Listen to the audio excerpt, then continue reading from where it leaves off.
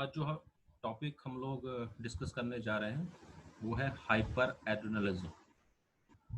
Last time अगर आपको याद हो हमने जो टॉपिक पढ़ा था वो था हाइपो एड्रेनलिज्म। उसमें हमने देखा कि एडिसन्स डिजीज हमने उसमें पढ़ा। अब हाइपो एड्रेनलिज्म हम पढ़ चुके हैं, मींस जब एड्रेनल कॉर्टेक्स के जो हार्मोन्स हैं उनका जो सिक्रीशन है वो नॉर्मल लेवल से जब कम होता है या बिल्कुल नहीं होता उसको हम हाइपो एड्रेनलिज्म।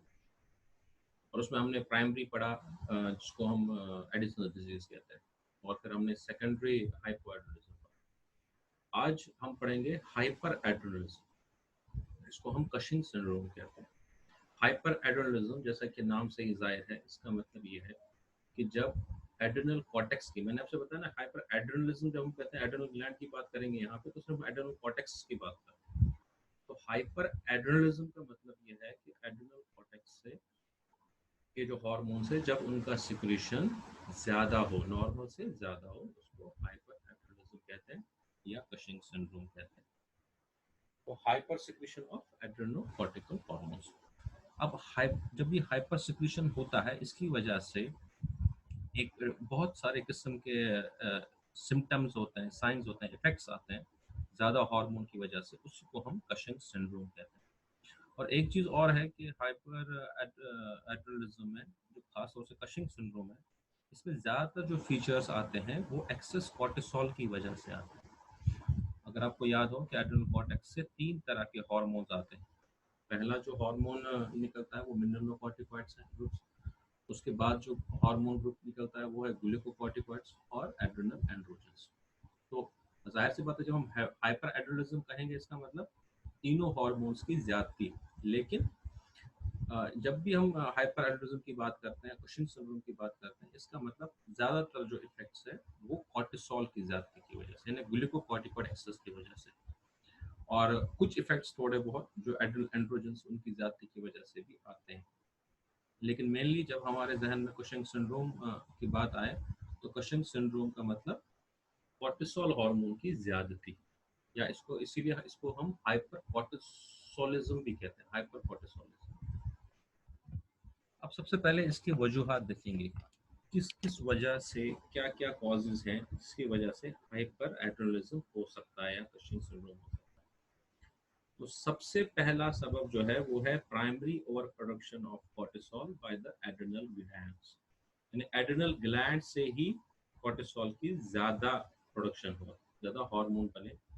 तो वो जाहिर सी बात है, जब हम इससे पहले भी हमने हार्मोन एबनॉर्मलिटीज पढ़ा था तो मैंने आपको बताया था कि इसमें दो टाइप्स होती हैं हार्मोन एबनॉर्मलिटीज में, प्राइमरी और सेकेंडरी। प्राइमरी तब हम कहते हैं जब ग्लैंड जहाँ से हार्मोन निकलता है उसमें प्रॉब्लम होती है, और सेकेंडरी हम तब कहते हैं जब किसी जो पिट्यूटरी ग्लैंड से या हाइपोथैलेमस से जो स्टिमुलेंट हार्मोन है, ट्रॉफिक हार्मोन, उसकी ज्यादती की वजह से फिर ग्लैंड से ज्यादा हार्मोन क्रिएट हो जाता हो, उसको हम सेकेंडरी कंडीशन कहते हैं। तो यहाँ पे भी अगर हम देखेंगे सबसे पहला कॉज जो है वो है खुद ग्लैंड से, adrenal gland and adrenal cortex से कॉर्टिसोल ज्यादा हो जाए। और ये किस सूरत में ज्यादा हो सकता है, जाहिर सी बात है adenomas of the adrenal cortex. Adenoma means tumours of the gland. जब एड्रेनल कॉर्टेक्स में कोई ऐसा ट्यूमर हो तो जाहिर सी बात है ट्यूमर में सेल का जो डिवीजन है, मल्टीप्लिकेशन ज्यादा होता है, मेटाबॉलिज्म उन सेल्स का ज्यादा होता है, तो हार्मोन का प्रोडक्शन भी ज्यादा होता है। और करीब ये जो प्राइमरी ग्लैंड से ज्यादा हार्मोन निकलना, जिसको एडिनोमास की वजह से हो सकता है, करीब करीब 20 से 25% क्लिनिकल केसेस कशिंग सिंड्रोम के इसी वजह से होते हैं। तो 20 से 25% केसेस कशिंग सिंड्रोम के वो होते हैं जिसमें प्रॉब्लम कहाँ होती है, एड्रिनल ग्लैंड्स के अंदर, यानी एड्रिनल ग्लैंड ही ज्यादा हार्मोन सिक्रीट करता है। अच्छा, इसमें आप देखोगे जब ग्लैंड से ज्यादा हार्मोन सिक्रीट होगा, कॉर्टिसोल ज्यादा होगा, तो ऑब्वियसली जो नेगेटिव फीडबैक होता है कॉर्टिसोल का पिट्यूटरी ग्लैंड पे वो नहीं हो पाएगा, और उसकी वजह से क्या होगा, एसीटीएच का जो लेवल है इसमें चूंकि ज्यादा सिक्रीट हो रहा है तो एसीटीएच का लेवल जो है लो होगा। इसमें कॉर्टिसोल की लेवल एड्रिनल ग्लैंड से ज्यादा हो रही है और उसके नतीजे में पिट्यूटरी ग्लैंड से क्या होगा, लो एसीटीएच आएगा। तो पहला cause over production of cortisol by the adrenal glands, ठीक है, ये एडिनोमास की कंडीशन में हो सकता है। Adenoma means tumours, adrenal cortex, और इसमें आपको क्या मिलेगा, लो एसीटीएच लेवल। दूसरा जो कॉज है वो है एक्सेस सिक्रीशन ऑफ एसीटीएच, यानी ग्लैंड जो एड्रेनल कॉर्टेक्स है वो नॉर्मल है, वो उसमें कोई प्रॉब्लम नहीं है, लेकिन चूंकि ACTH ही किसी वजह से ज़्यादा आ रहा है, तो जाहिर सी बात है एड्रेनल कॉर्टेक्स से क्या होगा, कॉर्टिसोल का जो सिक्रीशन है या उसके जो दूसरे हार्मोन है उनका सिक्रीशन ज़्यादा होने लगेगा। तो एक्सेस सिक्रीशन ऑफ ACTH, और जाहिर सी बात है हमने देखा जब ग्लैंड से ज़्यादा कॉर्टिसोल आता है, यानी primary over production of hormone by the gland, वो 20 से 25% केसेस होते हैं। इसका मतलब 75 से 80% cases excess secretion of ACTH की वजह से होते हैं, यानी कि सेकेंडरी, जिसको हम कह सकते हैं सेकेंडरी हाइपरकॉर्टिसोलिज्म या सेकेंडरी हाइपरएड्रेनलिज्म, ये ज़्यादा कॉमन है। तो ज़्यादातर पेशेंट्स इसी के होते हैं एक्सेस ACTH की वजह से। अब ये एक्सेस ACTH कैसे आ सकता है? या तो पिट्यूटरी से ही एक्सेस ACTH आए, जैसे कि पिट्यूटरी में एडेनोमा हो, कोई ट्यूमर हो, वो ज़्यादा सिक्रेट कर रहा है ACTH, या ये हो सकता है कि हाइपोथैलेमस से CRH ज़्यादा हो रहा है, कॉर्टिकोट्रोपिन रिलीजिंग हार्मोन। अगर आपको याद हो, मैंने आपको बताया था कि हाइपोथैलेमस भी हार्मोन रिलीज करता है जो पिट्यूटरी हार्मोन के सिक्रेशन को रेगुलेट करता है। अगर हाइपोथैलेमस से कॉर्टिकोट्रोपिन रिलीज हार्मोन ज़्यादा आ रहा है, हाइपोथैलेमस में कोई अबनॉर्मलिटी हो, तो क्या होगा, वो पिट्यूटरी ग्लैंड से ज़्यादा ACTH प्रोड्यूस करेगा। ठीक। और तीसरी जो कंडीशन है वो है एक्टोपिक सिक्रीशन ऑफ ACTH, यानी ACTH अपने जहां जिस सोर्स से आता है, जाहिर सी बात है पिट्यूटरी ग्लैंड से आता है, इंटर पिट्यूटरी से, वहां से ना आके किसी और से सोर्स से ACTH आए, तो जाहिर सी बात है पिट्यूटरी का ACTH अपना है ही है और दूसरे सोर्स से भी ACTH आ रहा है, तो वो ज्यादा हो जाता है। एक्टोपिक का लफ्ज मेडिसिन में हम अक्सर यूज करते हैं जब कोई चीज अपनी नॉर्मल जगह से हट के हो।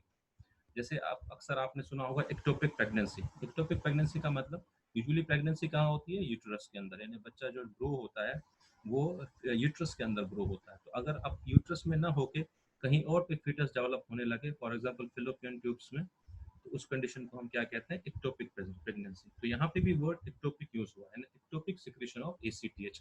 ACTH किसी और जगह से आ रहा है apart from the pituitary gland. तो ये कहाँ से आ सकता है? इसकी मिसाल है एब्डोमिनल कार्सिनोमास। कुछ कैंसर्स ऐसे होते हैं जो ACTH सिक्रेट करते हैं, जैसे कुछ लंग कैंसर्स, कार्सिनोमा भी ऐसे होते हैं जो ACTH सिक्रेट करते हैं। इस तरह एब्डोमिनल कार्सिनोमा होते हैं, ये ACTH सिक्रेट कर सकते हैं। तो इसकी वजह से क्या होगा, ज्यादा ACTH सिक्रेट होगा। जब ज्यादा ACTH सिक्रेट होगा तो एड्रेनल कॉर्टेक्स से ज्यादा कॉर्टिसोल आएगा, और उससे क्या होगा, कशिंग सिंड्रोम यानी हाइपरकोर्टिसोलिज्म। तो आप ये देखिए इन तीनों कंडीशंस में, चाहे पिट्यूटरी एडेनोमा की वजह से ACTH ज्यादा आ रहा हो, या हाइपोथैलेमस में प्रॉब्लम है, वो CRH ज्यादा रिलीज कर रहा है, उसकी वजह से ACTH ज्यादा हो सकता है, या एक्टोपिक किसी कैंसर से ज्यादा ACTH आ रहा हो। कुल मिला के इन तीनों कंडीशंस में क्या होगा, एक्सेस सिक्रीशन ऑफ ACTH, और उसकी वजह से कॉर्टिसोल ज्यादा होगा।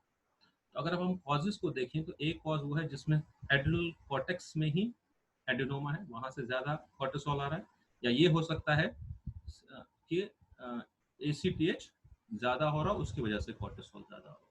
तो जाहिर सी बात है वो प्राइमरी कॉज हो गया, इनको हम सेकेंडरी कॉजेस कहते हैं। और यूजुअली जब भी Cushing syndrome excess secretion of ACTH से होता है बाय द एंट्री पिट्यूटरी, तब हम इसको कशिंग्स डिजीज कहते हैं।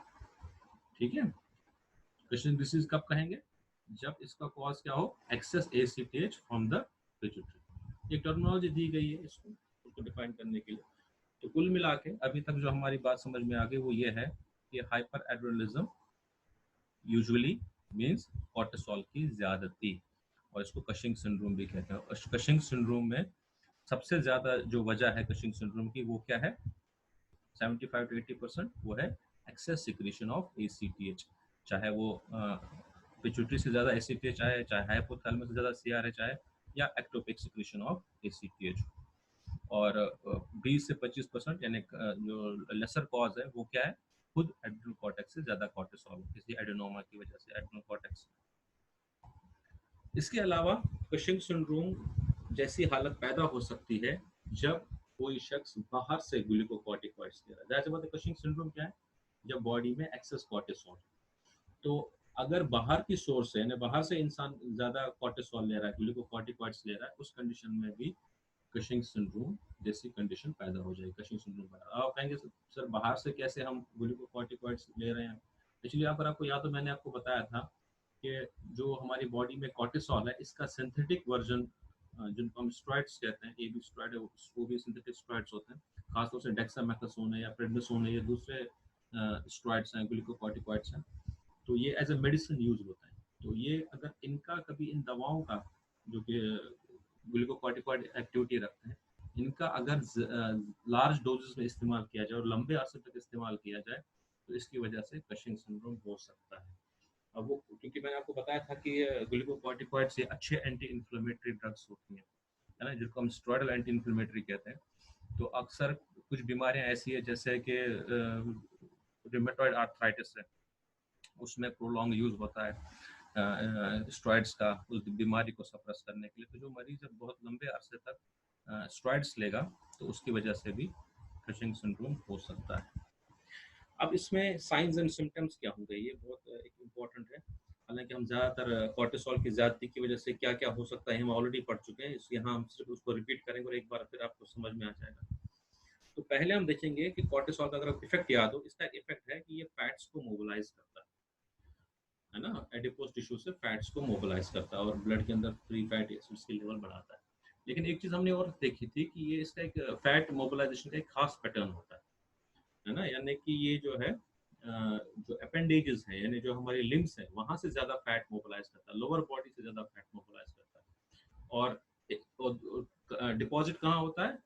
Upper part of the body में, जिसको हम टॉर्सो कहते हैं, जिसमें अपर एब्डोमेन और चेस्ट का हिस्सा शामिल है या फेस है, यहाँ पे फैट जमा होने लगता है। तो इसको हम रिडिस्ट्रीब्यूशन ऑफ फैट भी कहते हैं। तो कॉर्टिसोल बेसिकली क्या करता है, ये फैट को मोबिलाइज करता है। लेकिन जब कॉर्टिसोल ज्यादा हो जाए, तो फैट का एक डिस्टर्ब रिडिस्ट्रीब्यूशन होता है, जिसकी वजह से फैट का जो डिपोजिशन है वो upper part of the body में, चेस्ट, थोरैक्स में और अपर एब्डोमेन में होने लगता है, और लिम्ब से फैट मोबिलाइज होने लगता है। तो उसकी वजह से क्या होता है, एक पर्टिकुलर शेप इस शख्स का, इस पेशेंट का हो जाता है, जिसको हम बफेलो टॉर्सो कहते हैं। बफेलो भैंस, जिसको हम टॉर्सो मीन बॉडी का ऊपर पार्ट। अच्छा, बफेलो टॉर्सो क्यों कहते हैं? अगर बफेलो को आपने देखा होगा, उसके जो आगे का हिस्सा होता है काफी मोटा होता है और उसकी गर्दन पे भी फैट डिपॉजिट होता है, जिसको बफेलो हम्प कहते हैं। तो इन मरीजों पे क्या होता है, गर्दन के ऊपर चर्बी जमा होने लगती है पीछे से, इसको हम्प कहा जाता है, बफेलो हम्प। तो इस वजह से भी इसको बफेलो टॉर्सो इस अलामत को कहा गया है। तो इस ये किस वजह से होता है? कॉर्टिसोल का, अगर आपको याद हो, जो इफेक्ट है फैट को मोबिलाइज करने में। और जब कॉर्टिसोल ज्यादा होता है, तो एक डिस्टर्ब, एक abnormal distribution, redistribution of fat हो जाता है, और बॉडी के ऊपर के हिस्सों में फैट जमा होने लगते हैं। लेकिन उसके हाथ पैर कैसे होंगे? वो पतले होंगे, लेकिन बॉडी का ऊपर का हिस्सा, उसमें चर्बी जमा हो जाती है। उनके चेहरे पे भी उसमें चर्बी जमा हो जाती है, और उसकी गर्दन पे फैट जमा हो जाती है, जिसकी वजह से उसको बफेलो टॉर्सो कहते हैं। दूसरा जो इसमें सिम्टम है, साइन है, वो है मून फेस। मून फेस का मतलब गोल चेहरा हो जाता है। ये भी कॉर्टिसोल की ज्यादती की वजह से हो, चाहे वो अगर बाहर से भी कोई कॉर्टिसोल हो तब भी ये कंडीशन पैदा हो जाती है। चेहरे पे एक सूजन रहती है, एडिमेटस अपीयरेंस हो जाता है, और चेहरा गोल हो जाता है, बिल्कुल चेहरा बड़ा बड़ा फैट की वजह से, जिसको हम मून फेस कहते हैं। ये दूसरा इसका इंपॉर्टेंट फीचर है। इसके अलावा एक्नी और हिरसुटिज्म हो सकता है। एक्नी, आपको मालूम है, मुहासे, जो चेहरे पे दाने होते हैं। हिरसुटिज्म का मतलब है एक्सेस ग्रोथ ऑफ हेयर। चूंकि हाइपर एड्रेनलिज्म है, तो जाहिर सी बात है ज्यादातर फीचर्स मैंने बताए कॉर्टिसोल की ज्यादती की वजह से हो सकता है। लेकिन चूंकि इसमें एड्रेनल एंड्रोजेंस भी ज्यादा हो जाते हैं, अगर एंड्रोजेंस का सिक्रेशन ज्यादा हो, और वो मेल सेक्स हार्मोन्स होते हैं एड्रेनल एंड्रोजेंस, तो उसकी वजह से ये फीचर्स आ सकते हैं। क्या हो सकता है? एक तो चेहरे पे चेहरा गोल होगा तो मून फेस होगा, लेकिन उसके साथ साथ एक्नी भी होंगे और एक्सेस ग्रोथ ऑफ हेयर। ये जो हिरुस्टिज्म का फीचर है, ये फीमेल्स में ज्यादा एविडेंट होगा। जाहिर सी बात है, मेल्स, अगर अडल्ट मेल है, उसके चेहरे पे तो वैसे ही बाल होते हैं, दाढ़ी होती है, तो उसमें तो आप उसको वो नहीं कर सकते। लेकिन फीमेल्स में जाहिर सी बात है, ये चूंकि उनके चेहरे पे बाल नहीं होते, दाढ़ी नहीं होती, लेकिन इस कशिंग सिंड्रोम में उनके चेहरे पे ओवर ग्रोथ ऑफ हेयर हो जाते हैं, तो बाल आने लगते हैं उनके चेहरों पे, औरतों के अंदर, लेडीज, फीमेल्स के अंदर। तो ये एक इंपॉर्टेंट फीचर है, और ये एंड्रोजन की ज्यादती की वजह से, एड्रल एंड्रोजन की ज्यादती की वजह से होता है ये वाला फीचर। इसके अलावा हाइपरटेंशन होगा। अब हाइपरटेंशन क्यों होगा? ये इस वजह से होगा, अगर आपको याद हो, ग्लूकोकॉर्टिकॉइड्स जो हैं, इनके अंदर थोड़ी बहुत मिनरलोकॉर्टिकॉइड एक्टिविटी भी होती है।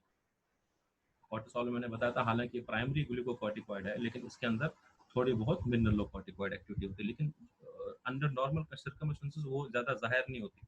क्योंकि अब यहाँ पे हाइपर कॉर्टिसोलिज्म है, कॉर्टिसोल की लेवल ज्यादा होती हैं, तो कॉर्टिसोल ज़्यादा होने की वजह से जो उसके ग्लूकोकॉर्टिकॉइड इफेक्ट है वो तो आ ही रहे हैं, वो तो हम बता ही रहे हैं, लेकिन मिनरलोकॉर्टिकॉइड एक्टिविटी भी ज़्यादा हो जाएगी। और आपको पता होगा कि जब मिनरलोकॉर्टिकॉइड ज़्यादा होते हैं तो क्या होगा, बॉडी में सॉल्ट का रिटेंशन होगा, है ना, एक्स्ट्रा फ्लूइड वॉल्यूम बढ़ेगा, और उसकी वजह से उसका जो प्रेशर है, हाइपरटेंशन, वो हो जाएगा उसको। ये हम पढ़ चुके हैं। तो इसके अंदर एक फीचर ये भी मरीजों में मिलेगा कि हाइपरटेंसिव होगा। इसके अलावा एड्रिनल डायबिटीज, हाइपरग्लाइसीमिया देखा जाएगा इन मरीजों के अंदर। ये फीचर मैं बता चुका हूँ। ये भी कॉर्टिसोल का जो एक इम्पोर्टेंट फंक्शन है कि ये ग्लूकोनियोजेनेसिस कराता है ना, ये बिटवीन द मील्स अगर आपको याद हो, ये ग्लूकोज प्रोवाइड करता है। तो कॉर्टिसोल का जो इफेक्ट है वो ब्लड ग्लूकोज को इंक्रीज करना है। तो अगर कॉर्टिसोल ज्यादा हो जाए, जैसा कि इस बीमारी में हो रहा है, कशिंग सिंड्रोम में, तो इसकी वजह से क्या होगा, इन मरीजों का जो ब्लड ग्लूकोज लेवल है वो बड़ा रहेगा, ज्यादा रहेगा। और ये ब्लड ग्लूकोज लेवल कभी कभी 200 मिलीग्राम पर डेसीलीटर तक पहुंच सकती है, यानी नॉर्मल से करीब करीब डबल लेवल हो जाती है। और बिल्कुल जैसे डायबिटीज मेलाइटस में होता है, वही कंडीशन पैदा हो जाती है, हाइपरग्लाइसीमिया। इसको हम एड्रिनल डायबिटीज भी कहते हैं। एक इम्पॉर्टेंट इफेक्ट कॉर्टिसोल का प्रोटीन्स पे भी है। अगर आपको याद हो कि ये प्रोटीन्स का कैटाबॉलिज्म बढ़ाता है, प्रोटीन्स को मोबिलाइज करता है एक्स्ट्रा हेपेटिक टिश्यू से। हालांकि लीवर के प्रोटीन यानी प्लाज्मा प्रोटीन्स तो बढ़ते हैं कॉर्टिसोल के इफेक्ट में, लेकिन बाकी जगह के बॉडी में बाकी तमाम जगहों के प्रोटीन्स कम होने लगते हैं, डिमिनिश होने लगते हैं, कैटाबॉलिज्म प्रोटीन्स का ज़्यादा होने लगता है। तो अगर कॉर्टिसोल ज़्यादा हो जाए तो ऑब्वियसली प्रोटीन कैटाबॉलिज्म ज़्यादा होगा, जिसके नतीजे में जो जो फीचर्स आएंगे वो आप देख लीजिए। पहला है मसल वीकनेस। ये किस वजह से होगा, ये due to loss of protein from the muscles, क्योंकि मसल्स बजाते खुद प्रोटीन हैं, प्रोटीन से बने होते हैं। मेन मसल जो है, प्रोटीन जो है एक्टिन और मायोसिन है। तो जाहिर सी बात है, ये प्रोटीन जब कम होने लगते हैं, फर्दर फॉर्मेशन नहीं होगा इनका, तो मसल्स वीक हो जाएगी। इसके साथ साथ सप्रेस्ड इम्यून फंक्शन, ये भी हम पढ़ चुके हैं, कॉर्टिसोल की ज्यादती की वजह से इम्यून सिस्टम सप्रेस होता है। इसी वजह से ये दवाएं जो हैं, स्टेरॉइड्स, कभी कभी हम लोग इम्यूनोसप्रेसेंट के तौर पे भी यूज करेंगे। तो कशिंग सिंड्रोम में क्या होगा, क्योंकि कॉर्टिसोल ज्यादा है, तो जाहिर सी बात है लिम्फाइड टिश्यू के अंदर भी प्रोटीन सिंथेसिस कम होगी, जिसकी वजह से, और लिम्फाइड टिश्यू आपको मालूम है ये इम्यून सिस्टम के लिए एक इम्पोर्टेंट ऑर्गन है, इम्पोर्टेंट सिस्टम है, टिश्यूज हैं। तो अगर ये यहाँ पे प्रोटीन लॉस होगा तो ऑब्वियसली इम्यून फंक्शन जो है वो सप्रेस होगा। इसके अलावा एक बहुत इंपॉर्टेंट फीचर है जो इन मरीजों के अंदर आएगा कशिंग सिंड्रोम में, वो पर्पलिश स्ट्राई होता है, यानी जिस्म के ऊपर स्ट्रेच मार्क्स, दारियां जैसी हो जाती हैं। तो उन दारियों का जो लेकिन कलर होता है वो पर्पलिश होता है। अब ये क्यों होगा, क्योंकि बॉडी में हर जगह प्रोटीन डिमिनिश हो रहा है। तो जो हमारा सबक्यूटेनियस एरिया है, जो स्किन के नीचे का जो टिश्यू है, वहाँ एक प्रोटीन होती है, कोलेजन प्रोटीन, जो हमारी स्किन को बाइंड करके रखती है। वो कोलेजन कम होने लगती है, और जब कोलेजन कम हो जाती है तो हमारी जो उस मरीज की जो स्किन है वो टेयर होने लगती है, खिंचने लगती है और कटने लगती है। और जब स्किन खिंच जाती है तो यहाँ पे क्या होता है, बैंगनी कलर की धारियां नजर आती हैं, स्ट्राई, पर्पल स्ट्राई नजर आती है। ये अक्सर आप लोगों ने देखा होगा कि जो मोटे लोग होते हैं, ओबीस लोग, उनके अंदर भी जब स्किन खिंच जाती है फैट की वजह से, तो स्ट्रेशंस होती हैं। या आपने प्रेग्नेंट लेडीज के पेट के ऊपर देखा होगा, जो प्रेगनेंसी मार्क्स होते हैं वो स्ट्रेशंस होती हैं। लेकिन उन स्ट्रेशंस और इन स्ट्रे में क्या फ़र्क है कि ये पर्पलिश होते हैं, इनका कलर जो है पर्पल होता है। इसके अलावा प्रोटीन के ऊपर ज़्यादा कॉर्टिसोल की वजह से एक इफेक्ट और आएगा, वो है ऑस्टियोपोरोसिस। ऑस्टियोपोरोसिस हड्डियों की बीमारी है, और ये इन मरीजों के अंदर ऑस्टियोपोरोसिस हो जाएगी।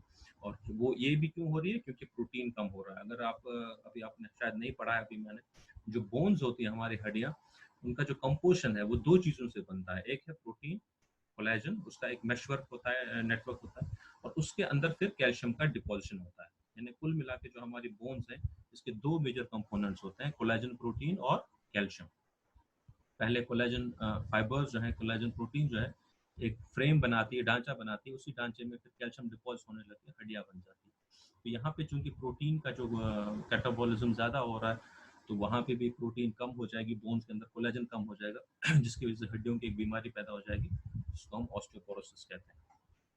अब ये तस्वीर आप देख लीजिए, ये बहुत अच्छी इमेज है, इसमें आप देख सकते हैं। सबसे पहले मैंने जो आपको एग्जांपल दी थी वो बफेलो टॉर्सो की दी थी। आप इसका देखिए, इसकी जो लिम्स हैं वो उतनी मोटी नहीं है, लेकिन जो फैट का डिपोजिशन है वो बॉडी के ऊपर के हिस्से में हो रहा है, यानी एब्डोमेन में और ऊपर चेस्ट में। आप ये देखिए, इसके जो गर्दन है और ये शोल्डर का हिस्सा है, यहाँ फैट्स जमा हो रहे हैं और इसकी वजह से एक बफेलो हम्प पैदा हो गया, तो इसी को बफेलो टॉर्सो कहते हैं। ये फैट का जो डिस्ट्रीब्यूशन है upper part of the body में, जबकि इसके जो बाजू हैं और पैर हैं वो पतले हो जाते हैं। इसके अलावा चेहरा जो है, यहाँ पे भी एडिमेटस स्वेलिंग आएगी, जिसको हम मून फेस कहते हैं। चेहरे पे जो है एक्ने भी होंगे, और अगर फीमेल पेशेंट है तो एक्सेस ग्रोथ ऑफ हेयर इस एरिया में होता है। अब आप यहाँ पे देखिए, इसके जो ये जो जहाँ जहाँ भी स्किन खिंच रही है, क्योंकि कोलेजन कम स्किन के नीचे बन रहा है, तो वो टेयर हो रही है, तो यहाँ पे ये पर्पल कलर के स्ट्रेशंस आती हैं, ठीक है। इसके अलावा इसके अंदर है ना ब्लड प्रेशर भी हाई होगा और ऑस्टियोपोरोसिस भी होगी। तो ये इसके फीचर्स हैं कुशिंग सिंड्रोम।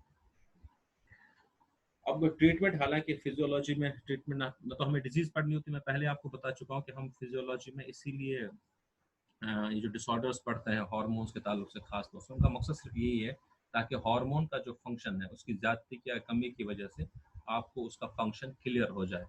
तो इसीलिए हम ये डिजीज पढ़ते हैं। अदरवाइज जब आप मेडिसिन में जाके ये डिजीज पढ़ेंगे, आपको कई फीचर्स इसके बताए जाएंगे, इसका ट्रीटमेंट बेहतर तरीके से बताया जाएगा। यहाँ पे हम सिर्फ इतना कोशिश करते हैं कि वो सिम्टम्स और साइंस हम टच करें जो इसकी फिजियोलॉजी से आपको कोरिलेट कर सकें।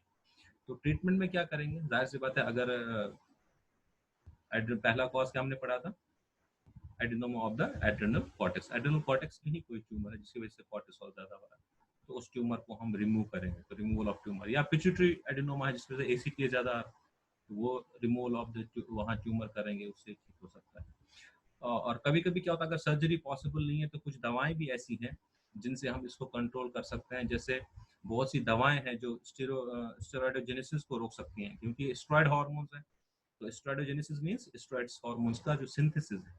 तो कुछ दवाएं हैं जो स्टेरॉइडोजेनेसिस को रोकती हैं, जैसे कीटोकोनाजोल एक बहुत इंपॉर्टेंट ड्रग है, ये यूज कर सकते हैं। इससे स्टेरॉइड्स ही नहीं बनेंगे, हार्मोन्स ही नहीं बनेंगे।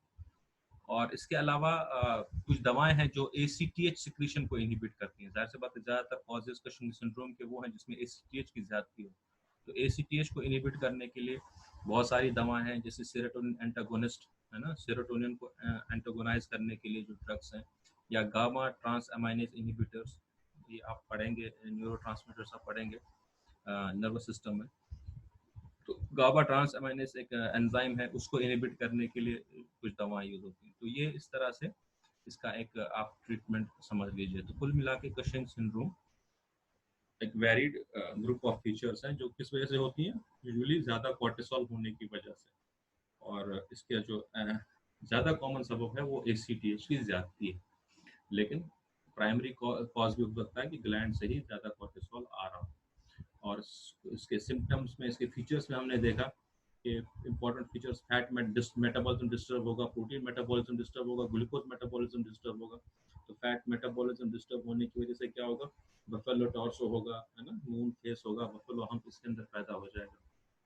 प्रोटीन मेटाबॉलिज्म डिस्टर्ब होगा, उसकी वजह से क्या होगा, मसल वीकनेस होगी, ऑस्टियोपोरोसिस होगी, पर्पल स्ट्रेशंस होंगी, इम्यूनोसप्रेशन होगा। और ग्लूकोज मेटाबॉलिज्म डिस्टर्ब होने की वजह से क्या होगा, हाइपरग्लाइसीमिया इस मरीज के अंदर हो जाएगा, और एड्रेनल डायबिटीज हो जाएगी। इसी तरह से क्योंकि कॉर्टिसोल की मिनरलोकॉर्टिकॉइड एक्टिविटी भी है, तो उसकी वजह से हाइपरटेंशन भी होगा। तो ये कुछ इसके फीचर्स हैं। तो ये एक इम्पॉर्टेंट कंडीशन है जो हमने आज पढ़ी। बहुत बहुत शुक्रिया। अगर आपका कोई क्वेश्चन हो तो आप मुझसे ज़रूर पूछें, या तो मैं वीडियो शेयर करता हूँ यूट्यूब पे, वहाँ पे भी आप क्वेश्चन पूछ सकते हैं, या व्हाट्सएप ग्रुप पे पूछ सकते हैं।